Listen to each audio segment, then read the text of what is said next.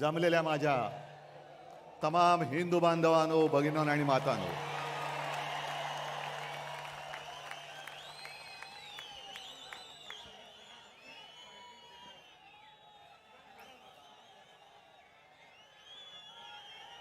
सर्वप्रथम आपल्याला सर्वांना दसऱ्याच्या शुभेच्छा देतोय। आज शस्त्रपूजन आणि सरस्वती पूजन करत असतो आपण।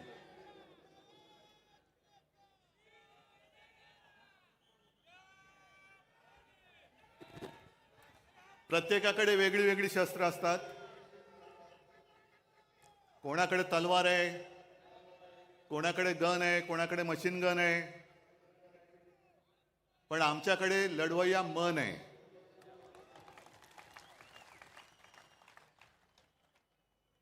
आणि गेल्या अनेक वर्षाच्या परंपरेप्रमाणे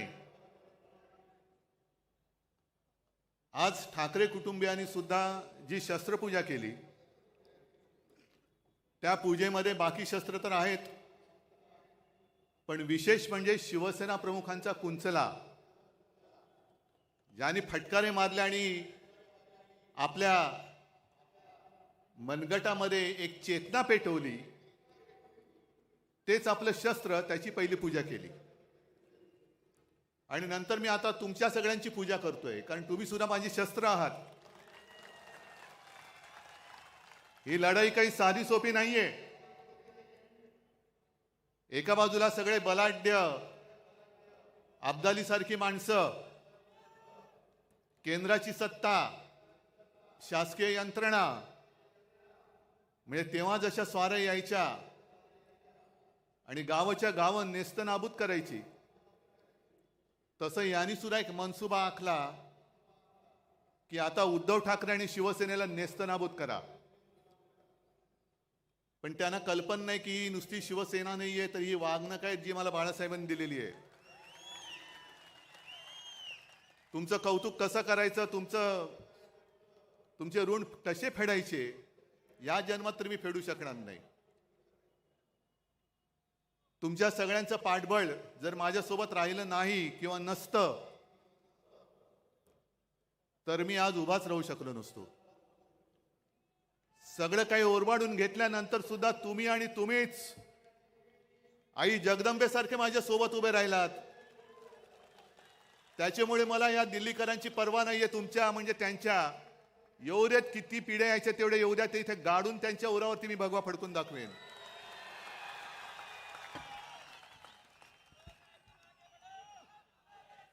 मजल दर मजल करत चाललेलो आहोत। 56 वर्ष, 57 वर्ष, मी तर म्हणेन दरवर्षी शिवसेनेला नवीन अंकुर फुटतायत। आणि आज हे भगवे जे आहेत, हे भगवे मशाली झालेले आहेत त्यांच्या। इथला प्रत्येक शिवसैनिक आजपासून शिवसेना प्रमुखांची, बाळासाहेबांची मशाल बनवून या भ्रष्टाचारी सरकारला चूड लावल्याशिवाय राहणार नाही। संजय राऊतजी, आपण जे बोललात की टाटांबद्दल सांगितलं की उद्योगपती गेल्यानंतर हळहळ वाटणं हे फार हल्ली दुर्मिळ झाले। याचं कारण असं आहे की टाटांसारखे उद्योगपती हे अशी विरळे असतात। टाटांनी काय केलं, अनेक गोष्टी त्यांनी दिल्या, पण आपल्या रोजच्या जेवणातली लज्जत वाढवण्यासाठी टाटा नमक दिलं। आणि आत्ताचे जे उद्योगपती आहेत ते अख्खं मिठागर गिळतायत। म्हणून टाटा गेल्याची ह्याचं वाईट वाटतंय, आणि मिठागर गिळणारे जात का नाहीत याचं सुद्धा वाईट वाटतंय। जे जायला पाहिजे ते जात नाहीत, आणि जे जाऊ नयेत अशी लोक जात आहेत। पण एक गोष्ट मला आवर्जून सांगायला पाहिजे, टाटा साहेबांची आठवण मुद्दामून सांगतो, कारण शिवसेना प्रमुख आपल्यातून गेल्यानंतर, तसे गेलेले नाही, तिकडे प्रत्येकाच्या हृदयात शिवसेना प्रमुख आहेतच। पण टाटा साहेब घरी आले होते आमच्या कुटुंबियांची भेट घ्यायला। बराच वेळ बसले, गप्पा मारल्या, आणि निघताना मला सांगितलं की उद्धव, एक लक्षात ठेव, तुला आणि मला खूप मोठी परंपरा आणि वारसा लाभलेला आहे. तुला जसा शिवसेना प्रमुखांचा वारसा लाभलाय तसा मला JRD टाटांचा लाभलेला आहे. आणि JRD नंतर जेव्हा मी काम सांभाळायला सुरुवात केली त्याने माझ्यावरती हा संपूर्ण कारभार सोपवला.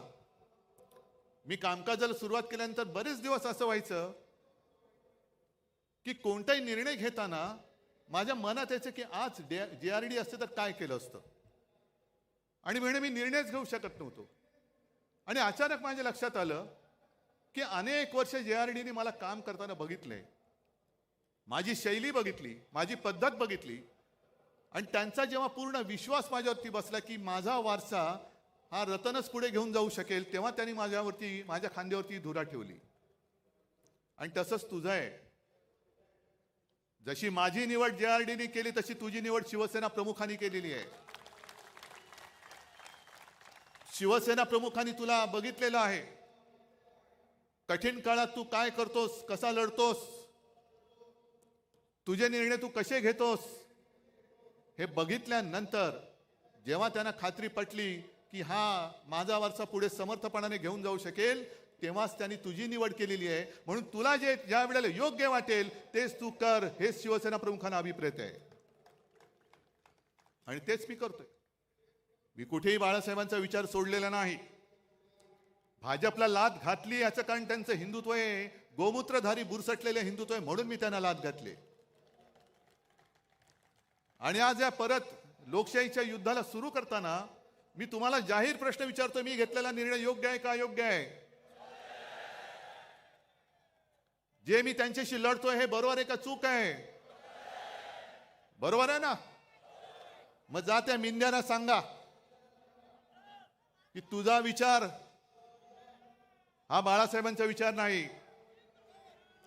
आज त्यांनी जी काय एक जाहिरात केलेली आहे, हिंदुत्व आमचा श्वास, मराठी आमचा प्राण, पण पुढच्या 2 ओळी राहिल्या, हिंदुत्व आमचा श्वास, मराठी आमचा प्राण, अदानी आमची जान, आणि आम्ही शेटजींचे श्वान.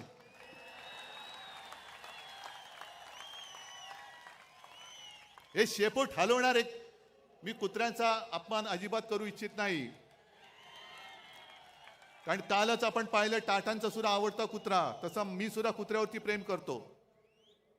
मी श्वानप्रेमी आहे. अर्थात समोर तेजस बसलाय, तो म्हणेल बाबा हे काय बोलतोय, पण मी लांडगा प्रेमी नाहीये. लांडग्यावरती प्रेम करणारं एवढं औदार्य माझं नाहीये. हे लांडगेत वाघाचं कातड पांघरण्याचा प्रयत्न करतायत. काय काय उघडं पडते त्यांना माहिती नाहीये, पण चाललंय आपलं. एक लक्षात घ्या की आजची लढाई आपण लढायला जातो आहोत. हे महाभारत आहे. जसं कौरव माजले होते आणि अधर्माच्या बाजूने उभे राहिले होते, 100 होते, पांडव 5 होते. शकुनी मामा कोण आहे तुम्हाला माहितीये?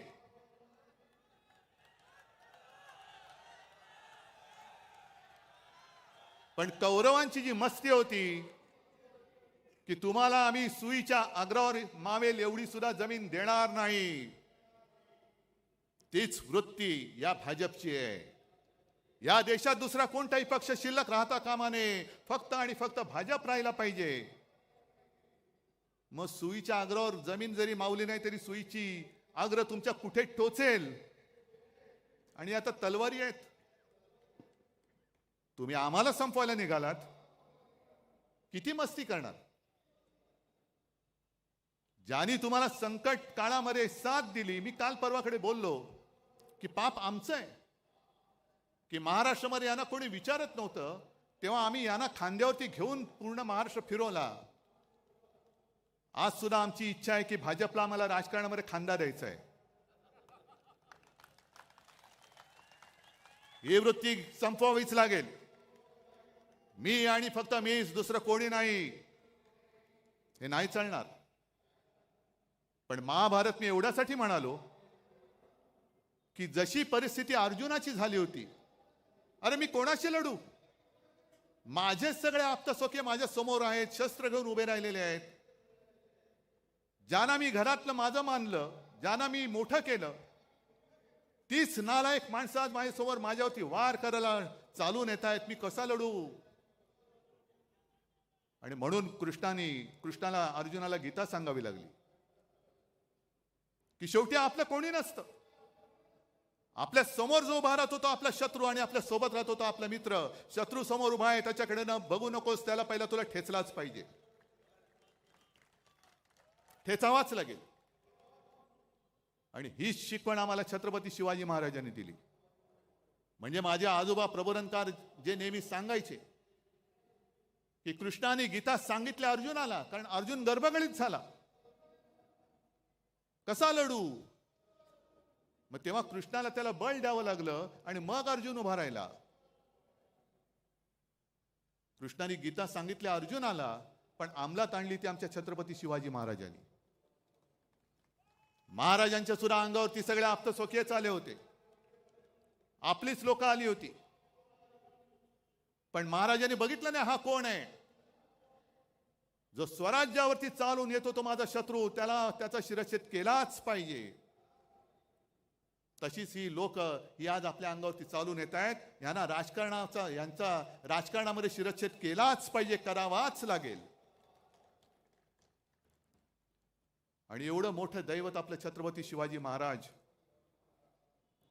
हे भाजप आणि मोदींना वाटतंय हे मतं मिळवणारे मशीन आहे. मशीन नाहीये, ते आमचं दैवत आहे.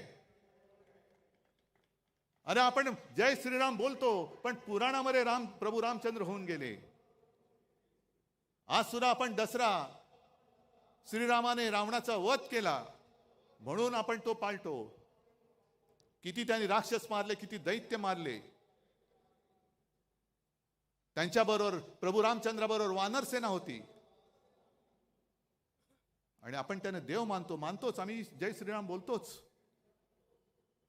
पण मग आमचे छत्रपती शिवाजी महाराज कोण होते? फार पूर्वी नाही, छत्रपती शिवाजी महाराजांनी सुद्धा त्यावेळेला जे आले होते स्वराज्यावरती चालून, त्यांचा वध केला नसता तर आपण आज नसतोच. आपलं काय झालं असतं कोणालाच माहिती नाहीये. मग जसे प्रभू रामचंद्रांनी तेव्हा दैत्य मारले, राक्षस मारले, तसेच माझ्या शिवाजी महाराजांनी सुद्धा दैत्यच मारले, राक्षस मारले. अफजल खान सुद्धा राक्षसच होता.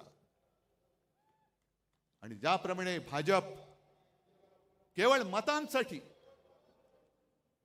छत्रपती शिवाजी महाराजांचा पुतळा उभारला, म्हणजे मतं मिळवलीत, पण नालायकानं तुम्ही पुतळा उभारण्यामध्ये सुद्धा पैसा खाल्लात. 8 महिन्याच्या आत तो पुतळा कोसळून पडतो आणि आम्ही त्याच्याहून मोठा पुतळा बांधू. म्हणजे काय? पुन्हा कॉन्ट्रॅक्टरच्या खिशामध्ये आम्ही पैसे घालू. आम्ही महाराजांचे पुतळे नुसते नाही उभारत, त्याची पूजा करतो.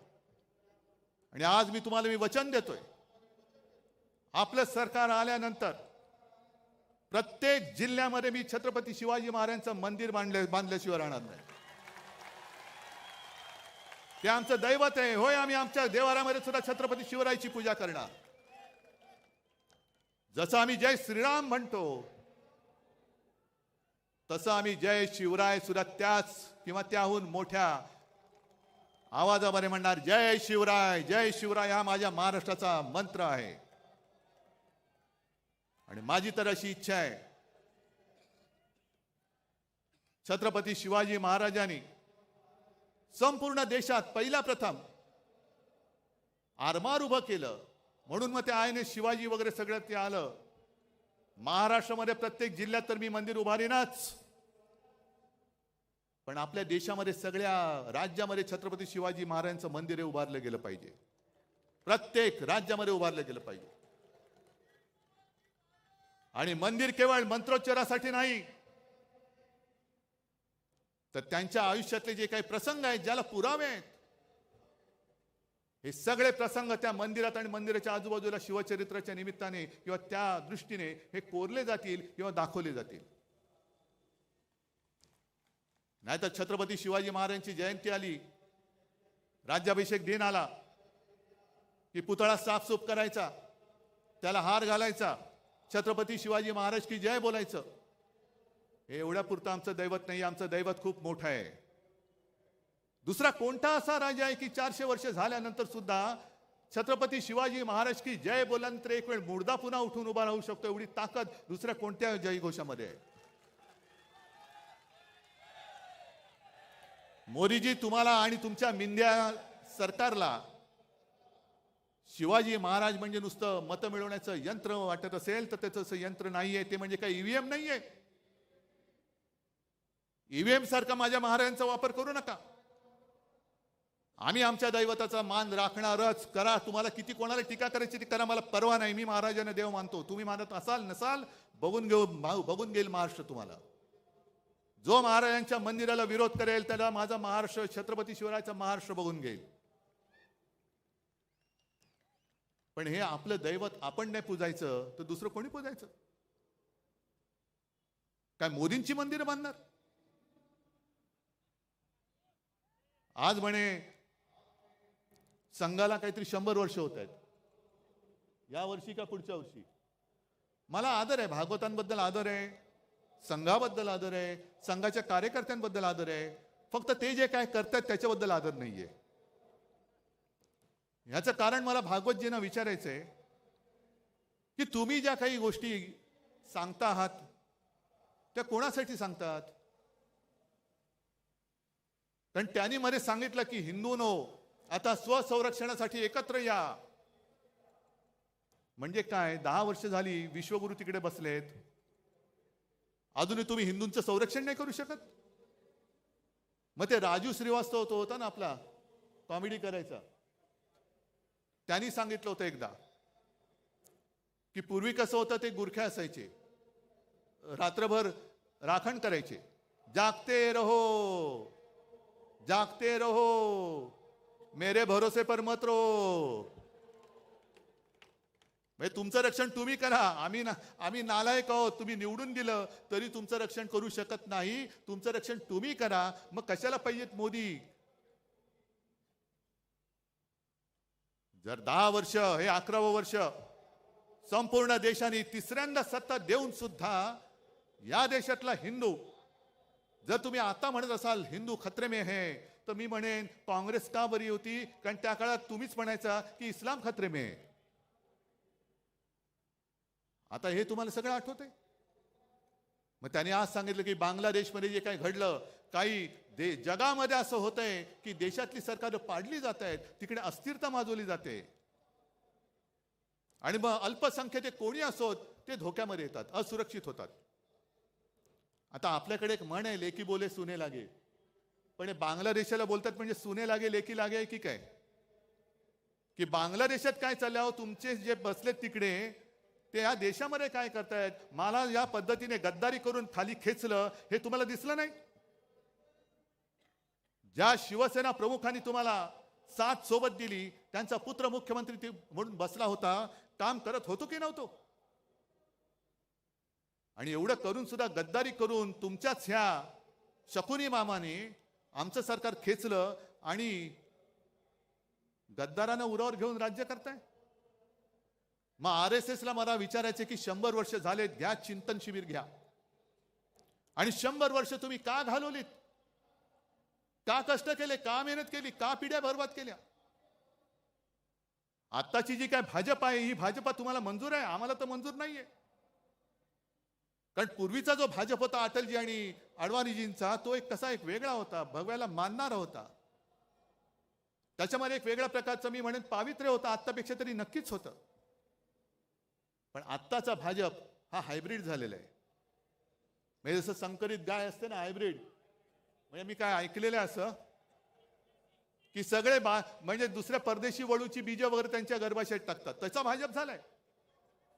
सगळे इतर पक्षाची लोक, मोठमोठे नेते या भाजपच्या गर्भात घुसलेमध्ये, आणि तो भाजप हा आमच्यावरती राज्य करणार. एवढा वाईट असा विचार आजपर्यंत कोणी दिलेला नव्हता. भारतीय जनता पक्ष, लाज वाटली पाहिजे भारतीय म्हणायला, आणि जनतेचा पक्ष तो राहिलेलाच नाहीये. सगळे विचित्र भ्रष्टाचारी माणसं एकत्र करून तुम्ही आमच्यावरती राज्य करतात. अहो, गद्दारांना आणि चोरांना नेता मानून तुम्हाला आमच्याशी लढावं लागतं, ह्याच्यातच तुमचा पराभव आहे.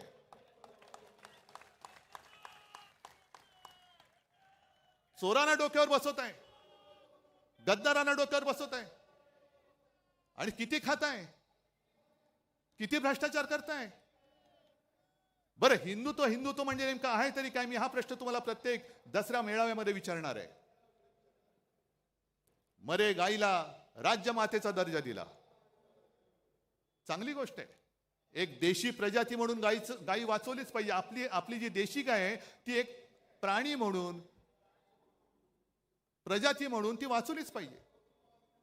पण मला आता प्रश्न असा पडलाय की गाय ही राज्यमाता झाली असेल, मराठी अभिजात भाषा झाली, मग राज्याची राज्यभाषा कोणती? कारण राज्यमाता गाय. मग गायीचं हंबरणं ही आपली राज्यभाषा होणार का? आणि गायीचं हंबरणं ही जर का राज्यभाषा असेल तर कवळ्या कवळ्या मुलींवरती जे काही अत्याचार होत आहेत ते तो हंबरडा तुमच्या कानावरती का पडत नाही? हा माझा पुढचा प्रश्न आहे. महिलांवरती जे अत्याचार होत आहेत, गोरगरीब जे त्रासलेले आहेत, हा हंबरडा हा तुमच्या कानावरती जात नसेल तर कशाला गाईला राज्यमाता मानताय? पहिला आईला वाचवा, मग गाईला वाचवा, हे आमचं हिंदुत्व आहे. पण केवळ महागाई तुम्ही रोखू शकत नाही म्हणून गाईच्या आड लपणार असाल तर तुमचा हा भाकटपणा आम्हाला मंजूर नाहीये. काय अशी लोक एकदम मध्ये सुपटतात, गोरक्षक.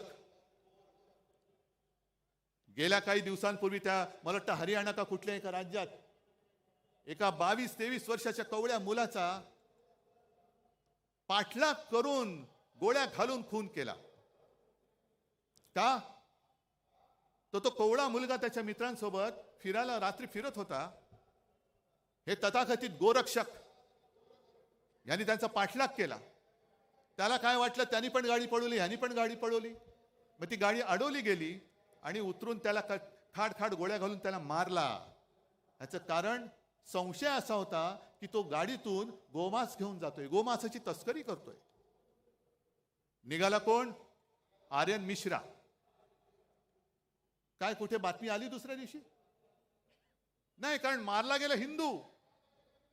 पण हाच जर का आर्यन खान असता, आणखीन कोणतरी आर्यन शेख असता तर काय आगडो मुसळला असता. हिंदुत्व खतरे में, हिंदुत्व खतरे में. जर गोमांसाची तस्करी केली म्हणून तुम्ही आर्यन मिश्राला मारला असाल तर मग किरण रिजिजू जे बोलले स्वतः की मी गोमांस खातो, बीफ खातो, काय माझं वाकडं करायचं तर करा, काय केलं का त्यांना काय तुम्ही करत नाही, गोळ्या घाला, असं माझं म्हणणं नाहीये. पण हा दुतोंडीपणा का करतात? कवळी कवळी मुलं तुम्ही मारतात, गोळ्या घालून मारता, आणि जे बीफ खातो तुम्हाला काय उकडायचं ते उकडा म्हणणार आहे त्यांना मोदीजी तुम्ही तुमच्या कॅबिनेटमध्ये बाजूला मांडी लावून बसवता. हे हिंदुत्व मला मान्य नाही, हे थोतांड मला मान्य नाहीये. आणि म्हणून मी लढतो यात बेगडे हिंदुत्ववाद्यांशी. नव हिंदुत्ववादी जे म्हणतात बेगडे हिंदुत्ववादी, म्हणून मी लढतोय त्यांच्याशी. एक तर संपूर्णपणे तुम्ही देशाची विल्हेवाट लावलेली आहात. हिंदू मुसलमान असा तर झगडा लावलेलाच आहात. हिंदूंमध्ये पुन्हा भेदभाव करतायत. महाराष्ट्रामध्ये आल्यानंतर हिंदूमध्ये पुन्हा मराठी अमराठी करतायत. मराठी माणसामध्ये पुन्हा जातीपातीमध्ये भांडणं लावतायत. याला आरक्षण देऊ, त्याला आरक्षण देऊ.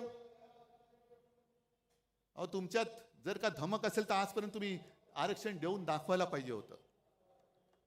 मग ते मराठ्यांचं आरक्षण असेल, धनगरांचं आरक्षण असेल, ओबीसींचं आरक्षण कायम ठेवण्याचा प्रश्न असेल, आदिवासींचं आरक्षण कायम ठेवण्याचा प्रश्न असेल, हे आजपर्यंत तुम्ही करून का दाखवलं नाहीत? आणि तसं पाहिलं तर 95-96 सालीच्या सुमारास वाजपेयींनी सोलापूरमध्येच जाहीर सभेत आश्वासन दिलं होतं की माझं सरकार आल्यानंतर पहिल्या कॅबिनेटमध्ये मी धनगरांना आरक्षण देईन. वाजपेयीजी जाऊन आज इतके वर्ष झाले, अजूनही धनगर तसेच लढतायत. मराठा माझा तसाच लढतोय. आदिवासी भयभीत झालेले आहेत, ओबीसी भयभीत झालेले आहेत. का तुम्ही हे पाप करतात? का जातीपातीमध्ये भांडणं लावतात? आणि हेच ते शिवतीर्थ आहे जिथून शिवसेना प्रमुखांनी सांगितलं होतं, मराठा मराठेतर, ब्राह्मण ब्राह्मणेतर, 96 कोळी 92 कोळी, स्पृश्य अस्पृश्य, घाटी कोकणी, हे सर्व भेदाभेद गाडून मराठी माणसाची भक्कम एकजूट बांधा. ती मराठी माणसाची एकजूट बांधली गेली नसती, शिवसेना उभी राहिली नसती आणि हिंदुत्वाचे रखवाले म्हणून जेव्हा भाजपवाले शेपटे घालून बिळात बसले होते, तेव्हा जर काही मराठी माणसाची ताकद हिंदुत्व हिंदू म्हणून उभी राहिली नसती तर मोदीजी तुम्ही आज दिल्लीमध्ये दिसला नसतात. ही माझ्या महाराष्ट्राची मराठी माणसाची ताकद आहे. ज्याला तुम्ही चिरडायला निघालात, काय आम्ही काय गुन्हा काय केला होता आणि काय पाप केलं होतं. आज सुद्धा अमित शहा जे बोलतात, मग किती माणसं निर्लज्ज असावीत, माणसाने किती निर्लज्ज असावं. एक 2-4 दिवसापूर्वी आले होते आणि त्यांनी सांगितलं की या वेळेला महायुती, पण 2029ला 100% म्हणजे यांची एक्सपायरी डेट आज लिहून ठेवलेली आहे. अहो अमितजी, एक तर पहिलं तुमचा भाजपा सांभाळा, कारण 10-15 दिवसापूर्वी मी नागपूरला गेलो होतो. आपण बाबा शहरी बाबू आहोत. मी शेतकऱ्यांचं कर्जमुक्त जरूर केलं, माझं कर्तव्य म्हणून केलं. गोरगरिबांना 10 रुपयामध्ये शिवभोजन दिलं, जरूर दिलं, माझं कर्तव्य म्हणून दिलं. कोरोनामध्ये सुद्धा मी काम जे केलं तुमच्या सगळ्यांच्या आशीर्वादाने माझं कर्तव्य म्हणून केलं.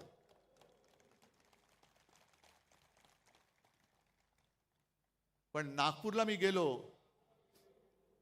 मी तुम्हाला का म्हटलं की मी शहरी बाबू आहेच, मला शेतीतलं कळत नाही, पण शेतकऱ्याचे अश्रू मला दिसतात जे तुम्हाला दिसत नाहीत. नागपूरमध्ये गेल्यानंतर मला तिथल्या लोकांनी सांगितलं की उद्धवजी हालत फार वाईट आहे. सोयाबीनला भाव नाही, कापसाला भाव नाही, गेल्या वर्षीचा पीक विमा अजून मिळालेला नाहीये, बँका कर्ज देत नाहीयेत आणि त्याच्यामध्ये काय काय वेळेला नैसर्गिक आपत्ती येते. संत्र्यावरती म्हणतो एक डिंक्या रोग येतो. म्हटलं डिंक्या रोग म्हणजे काय? नाही, तो खोडावरती येतो किडा, खोड किडा, आणि तो खोड पकडून टाकतो. आणि दुसरा गुलाबावर आपलं कापसावरती येतो, कापसाच्या बोंडावरती येते ती गुलाबी अळी. आता ती अळी जॅकेट घालते की नाही मला माहित नाही, पण तिला गुलाबी बोंड अळी असं म्हणतात. अमित शहाजी, तुमच्या भाजपच्या झाडाला दाढीवाला खोडकिडा लागलाय आणि तुमच्या बोंडावरती गुलाबी जॅकेटवाली अळी पडली, ती बघा.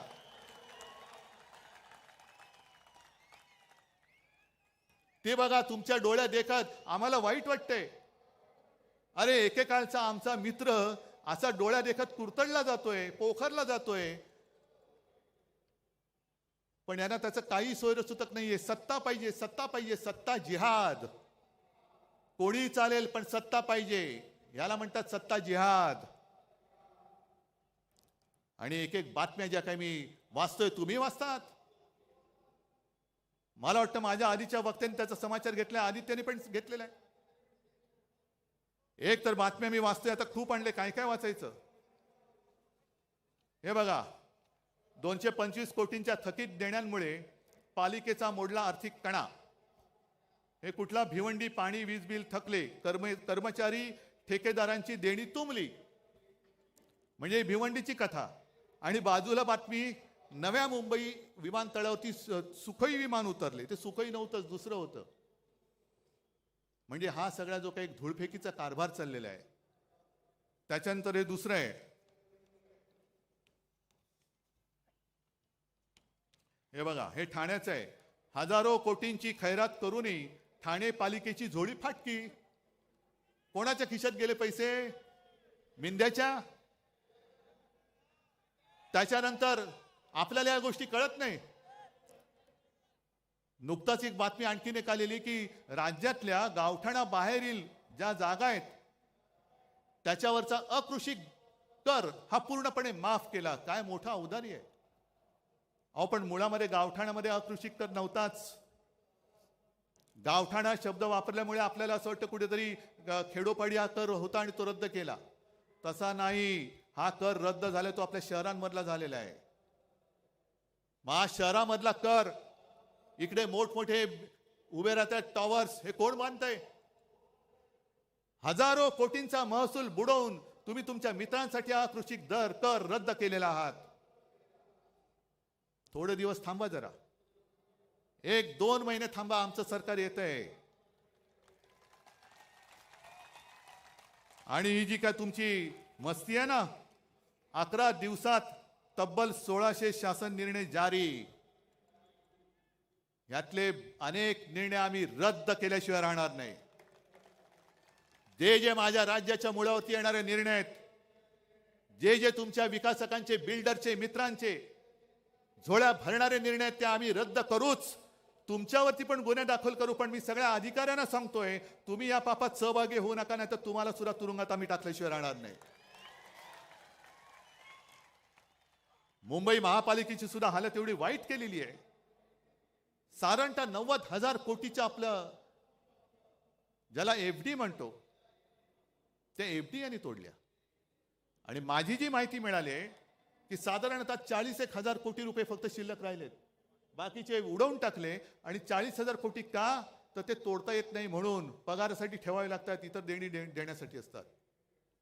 म्हणजे आपली मुंबई महापालिका ही एवढी श्रीमंत, ही श्रीमंत मुंबई, माझी मुंबईकर हा माझा श्रीमंतच आहे, मनाने श्रीमंत आहे. 90,000 कोटी यांनी उडवून टाकले आणि विकास कामं एवढी काढली, जवळपास 2.5-3 लाख कोटीचे वर्क ऑर्डर यांनी देऊन टाकलेले आहेत. कोणाला दिल्यात? कसली विकास कामं? रस्त्यामध्ये सुद्धा कोणी खडी टाकली, कोणी सिमेंट टाकलं, याचा सुद्धा आम्ही चौकशी करणार आहोत. आणि मी तुमच्या सगळ्यांच्या साक्षीने मुंबई महापालिका आयुक्तांना आवाहन करतोय,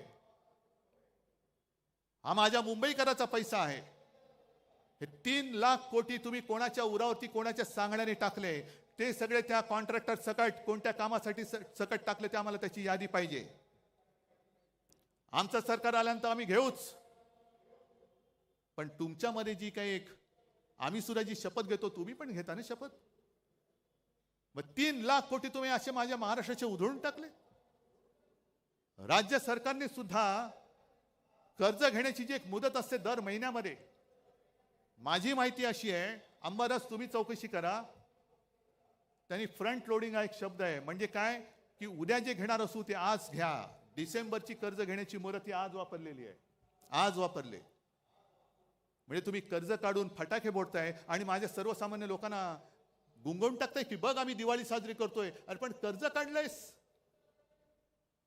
म्हणजे पूर्वी जसे इतिहासामध्ये असे दाखले आहेत की आपला प्रतिस्पर्धी जिंकतोय म्हटल्यानंतर आता आपण वाचणं शक्य नाही, हार नक्की आहे, तर आपणच आपलं शहर जाळून टाकायचं. विध्वंस म्हणजे शत्रू आलाच, प्रतिपक्ष आलाच. होय, आम्ही तुमचे शत्रू आहोतच. जे जे महाराष्ट्र लुटतात त्यांचे आम्ही शत्रू आहोतच. तर त्यांच्या हाती काही पडू नये, सगळं खाऊन फस्त करायचं. मग आले की यांचा ठणठण गोपाळ. आणि एकूण जी भयानक परिस्थिती जी मगाशी आदित्यने सांगितली, तुम्हालाही माहिती आहे, धारावीच्या माध्यमातून अख्खी मुंबई लुटतायत. काय नाही दिलंय अदानीला? चंद्रपूरची शाळा दिली, तिथल्या खाणी दिल्या, विमानतळं दिली, बंदरं दिली, धारावीची झोपडपट्टी दिली, इथली वांद्रे रेक्लेमेशनची जागा दिली.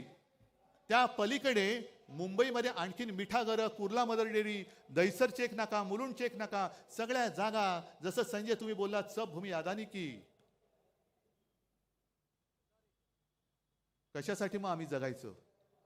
का आम्ही संयुक्त महाराष्ट्राचा लढा देऊन मुंबई मिळवली? रक्त सांडून मिळवलेली मुंबई आहे. अदानीने आम्हाला बक्षीस दिलेली मुंबई नाहीये. आज जे आम्ही द्वेषाने लढतो आहोत, अनेक लोक मला विचारतात, अहो उद्धवजी तुम्हाला काय प्रॉब्लेम आहे, तुम्ही का नाही जात? म्हटलं का जाऊ, कसा जाऊ? अरे ज्या घराण्यामध्ये माझ्या आजोबांनी संयुक्त महाराष्ट्रासाठी लढा दिला, त्यावेळी ते पहिल्या 5 मधले नेते होते, माझ्या वडिलांनी दिला, माझ्या काकांनी दिला, त्या घराण्यातला मुलगा मुंबई माझ्या डोळ्यात विकली जात असताना शेपूट घालून किंवा पैसे घेऊन मी गप्प बसू शकतो? म्हणून मी लढतोय. माझ्यासाठी मी नाही लढत, मी मुंबईसाठी लढतोय, मी महाराष्ट्रासाठी लढतोय. जे दिसतंय ते पाहवत नाहीये. आणि सगळेच त्यांना सामील होणार असतील तरी देखील मी लढेन. जोपर्यंत तुम्ही माझ्या सोबत आहात तोपर्यंत मी लढेन. आणि मोदीजी तुम्ही जे बोलला होतात लोकसभेच्या वेळेला, जे फेक नॅरेटिव्ह सांगत होतात, पण तुम्ही जे बोलला होता ते रेकॉर्ड आहे कि ये लोग आपका मंगलसूत्र खींच लेंगे, ये आपके घर की टोटी निकालेंगे. घरातले नळ काढणार, मंगळसूत्र काढणार आणि कोणाला देणार? जिनके ज्यादा बच्चे हैं उनको आपका मंगळसूत्र दे देंगे. मग मी त्याच भाजपला आणि मिंध्यांना विचारतोय, मग तुम्ही काय संपूर्ण महाराष्ट्र लुटून माझ्या महाराष्ट्रातल्या महिलांचं मंगळसूत्र अदानीला देणार आहात, की अदानीचं मंगळसूत्र माझ्या महाराष्ट्राच्या गळ्यात बांधणार आहात? आम्ही अदानीचं मंगळसूत्र बांधणार नाही. अदानीच्या हातात मी माझ्या माता भगिनीचं मंगळसूत्र अजिबात देणार नाही. अदानी कोणी माझे शत्रू नाहीयेत, पण निविदेच्या बाहेरचे अनियमित मुद्दे आता त्याच्यामध्ये टाकून अदानींच्या हातामध्ये सगळा महाराष्ट्र आणि मुंबई देणार असाल तर आमचं सरकार आल्यानंतर आम्ही पहिलं धारावीचं टेंडर रद्द केल्याशिवाय राहणार नाही. आज मी जाहीर करून टाकतो. धारावीकरांना हाकलून द्यायचं, धारावीकरांना उचलून मिठागरात टाकायचं, लांब लांब फेकून द्यायचं. मग आमचं सरकार आल्यानंतर मी धारावीमध्ये माझ्या पोलिसांना जागा देईन, गिरणी कामगारांना जागा देईन. जे मराठी माणसं तुम्ही मुंबईतनं तडीपार करताय त्या सगळ्या मराठी माणसांना मी धारावीत आणेन. आणि वांद्रे सरकारी कर्मचाऱ्यांची जी वसाहत आहे, मी मुख्यमंत्री असताना शेवटच्या कॅबिनेटमध्ये मी निर्णय घेतला होता की माझ्या सरकारी कर्मचाऱ्यांनी जिथल्या तिथे घर मी देईन. हे सरकार बदलल्यानंतर निर्णय बदलला. संपूर्ण जागा त्यांनी कोर्टाला देऊन टाकली. कोर्टाला जागा द्यायला आमची ना नाहीये. आम्ही त्यावेळेला कोर्टाला जागा देत होतो, कोर्ट सुद्धा त्याला मान्य होत होतं. पण त्या सगळ्या सरकारी कर्मचाऱ्यांना सांगतोय की घाबरू नका, सगळे एकजुटीने जर का सोबत राहिला तर हे सरकार आपण आपलं आणूच. आणि जो निर्णय मी माझ्या मंत्रिमंडळात घेतला होता की सरकारी कर्मचाऱ्यांनी जिथले तिथे घर आणि कोर्टाला सुद्धा तिकडे बाजूला जागा, ही माझं सरकार आपलं सरकार आल्यानंतर मी केल्याशिवाय राहणार नाही. का नाही करायचं हे? नाहीतर मग शेवटी कशाला नावं घ्यायची, कशाला छत्रपती शिवाजी महाराजांची मंदिरं बांधायची? मंदिर एवढ्यासाठीच बांधायचं की आता जे महिलांवरती अत्याचार चाललेले आहेत आणि हे लगेच कोण देवा भाऊ हा भाऊ, अरे काय इतर वेळेला सगळं खाऊ. पण जसं त्या ठाण्यामध्येच ना, ठाणे जिल्हा ना, तो शिंदेला गोळी घातली, शिंदेला गोळ्या घातल्या ना, शिंदेला गोळ्या घालायलाच पाहिजे होत्या. आणि आनंद दिघे असते आज तर त्यांनी सुद्धा शिंदेला या पापाबद्दल गोळी घातलीच असती. आनंद दिघेने पहिली शिंदेला गोळी घातली असती की असा हा नराधम महिलेवरती अत्याचार करतो, आईवरती वार करतो, हा नराधम जगायच्या लायकीचा नाही. म्हणून शिंदेला गोळी घातली, बरंच झालं. शिंदेला गोळी घातली याचं दुःख नाहीये, शिंदेला मारायलाच पाहिजे होता. पण शिंदेला मारल्यानंतर जसं आपल्या मराठीमध्ये म्हणतात, म्हातारी मेल्याचं दुःख नाही पण काळ सोकावतोय. शिंदेला गोळी का घातली? कारण तुमचे बाकीचे सगळे जे होते त्यांना वाचवण्यासाठी, तुम्ही पुरावा नष्ट करण्यासाठी म्हणून शिंदेला गोळी घातली असेल तर त्याचा सुद्धा उलगडा झाला पाहिजे. पण तरी देखील शिंदेला गोळी आनंद दिघेने घातलीच असती.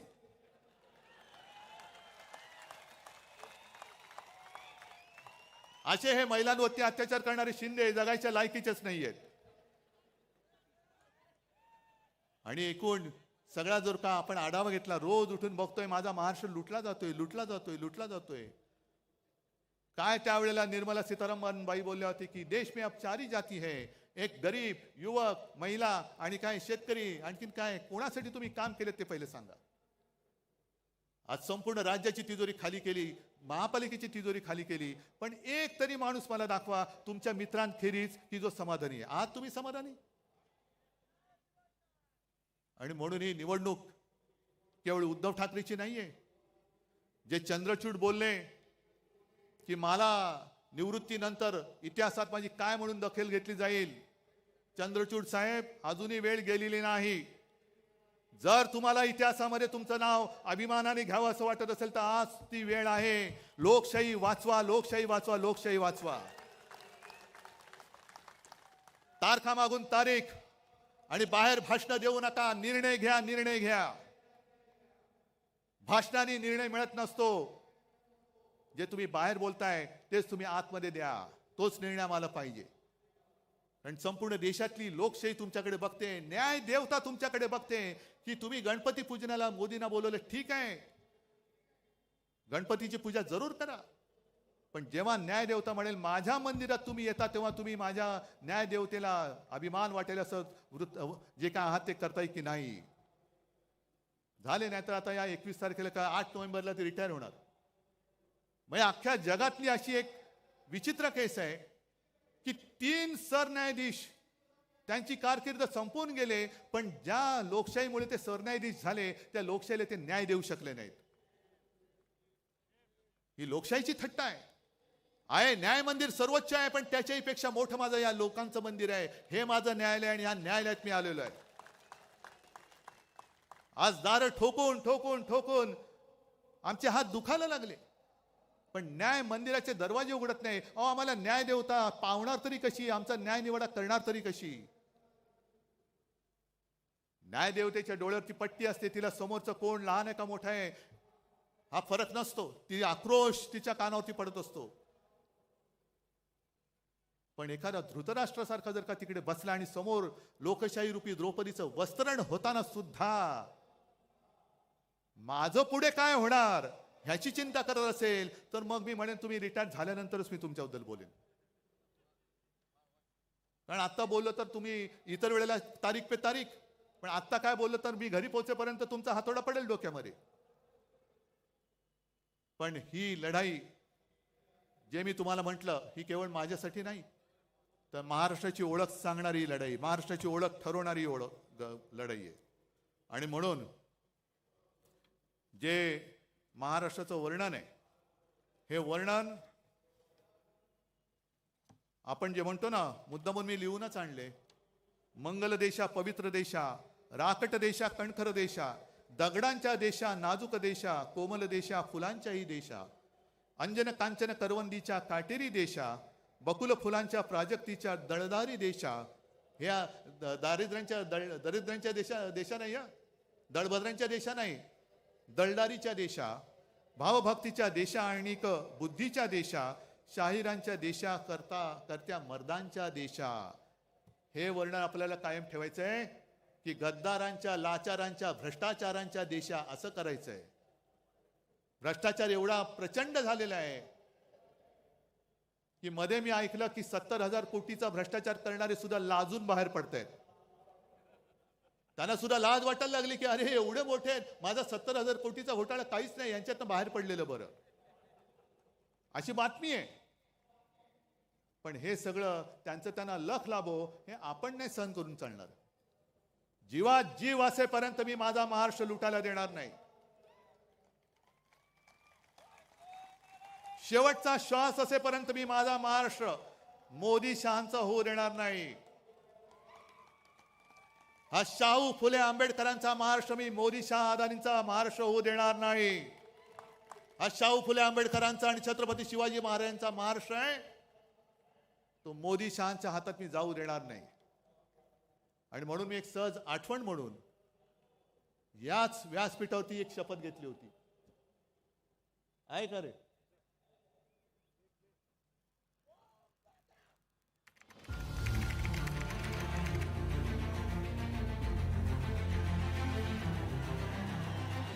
छत्रपती शिवाजी महाराजांना वंदन करून आणि माझ्या आई वडिलांचे स्मरण करून मी उद्धव बाळासाहेब ठाकरे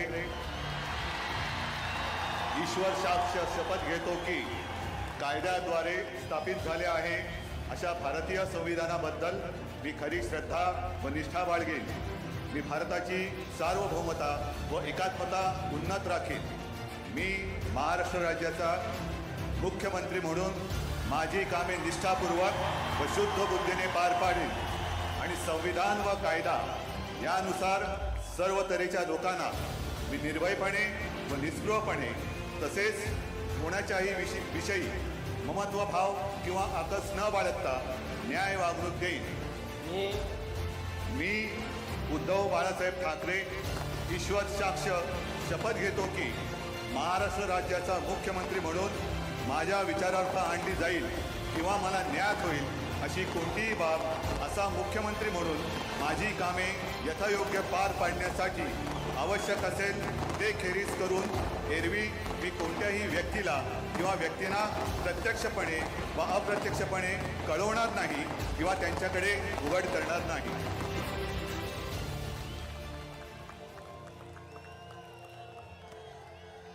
ही मी शपथ घेतली होती तुमच्या सगळ्यांच्या साक्षीने, आणि जशी शपथ घेतली होती तसा वागलो की नाही वागलो?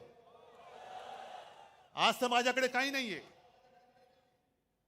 पक्ष नाही, चिन्ह नाही. अगदी निर्लज्जपणाने वडील सुद्धा चोरलेत, कारण स्वतःमध्ये धमक नाही. पण आज काही नसताना तुम्हाला सोबत घेऊन मी शपथ घेतोय. तुम्ही सुद्धा माझ्यावर शपथ घ्या. आहे तयारी? ठीक आहे, मग घ्या शपथ.